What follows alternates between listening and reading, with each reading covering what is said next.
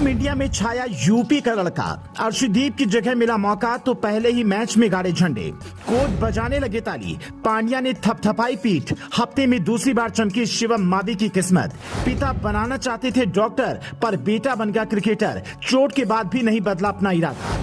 मेरठ के एक छोटे से गांव से आने वाले शिवम मावी 3 जनवरी 2023 की तारीख कभी नहीं भूल पाएंगे। अर्शदीप सिंह को बुखार होने की वजह से पांड्या ने उन्हें डेब्यू का मौका दिया, जिसे मावी ने इतनी अच्छी तरह से भुनाया कि इतना यादगार डेब्यू शायद ही बड़े बड़े गेंदबाज भी ना कर पाए।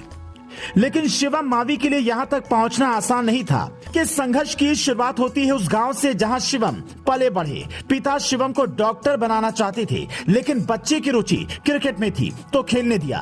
अंडर 14 में ट्रायल के लिए लड़के को भेजा तो सिलेक्शन ही नहीं हुआ, इसलिए पूरी फैमिली ही मेरठ के गांव से उठकर नोएडा शिफ्ट हो गई। यहाँ बच्चे का स्कूल में दाखिला करवाया गया, लेकिन स्कूल के प्रिंसिपल ने ऐसी सख्ती दिखाई कि जब भी मैच खेलने बाहर जाना होता छुट्टी ही नहीं देती थी। आखिर में बच्चे के पिता ने कहा कि देखिए, लड़का आगे बढ़ा तो स्कूल का नाम भी रोशन होगा, इसे मेरे रिस्क पर जाने दीजिए। उसके बाद कभी कश्मीर तो कभी दिल्ली की पिच पर उसने खुद को तैयार किया। और साल 2018 में जब अंडर 19 वर्ल्ड कप की टीम चुनी गई तो उसमें न सिर्फ उसका नाम था, बल्कि मैच के दौरान उसने अपना झंडा ऐसा बुलंद किया कि कोलकाता नाइट राइडर्स ने तुरंत 3 करोड़ की भारी भरकम रकम देकर इन्हें अपनी टीम में रख लिया।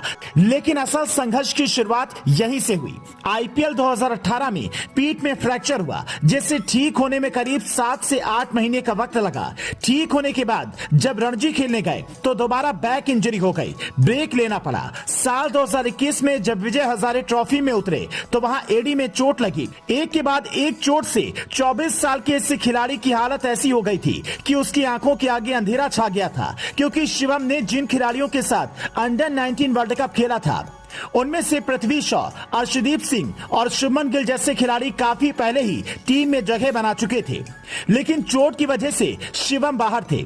तेज रफ्तार और गेंद स्विंग कराने की इनकी कला इतनी लाजवाब थी कि बड़े बड़े सिलेक्टर्स भी मुरीद थे, लेकिन चोट ही पीछा नहीं छोड़ रही थी।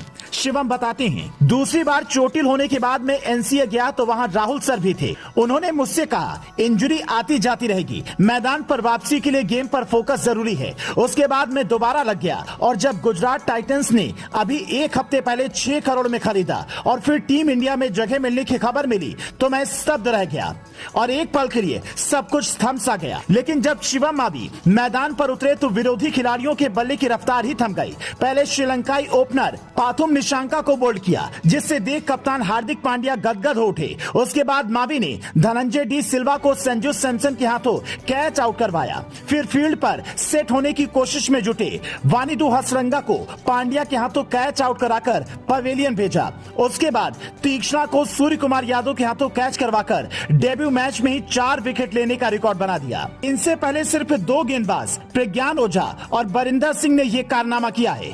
शिवम मावी का ये अंदाज देखकर द्रविड़ के बगल में बैठे टीम इंडिया के बॉलिंग कोच भी खुद को ताली बजाने से रोक नहीं पाए। ऐसे युवा खिलाड़ियों को तारीफ और मौके दोनों लगातार दिए जाने की जरूरत है, ताकि टीम इंडिया नए साल में नए बुलंदियों को छू सके और उसकी जीत का कारवा यूं ही बढ़ता रहे।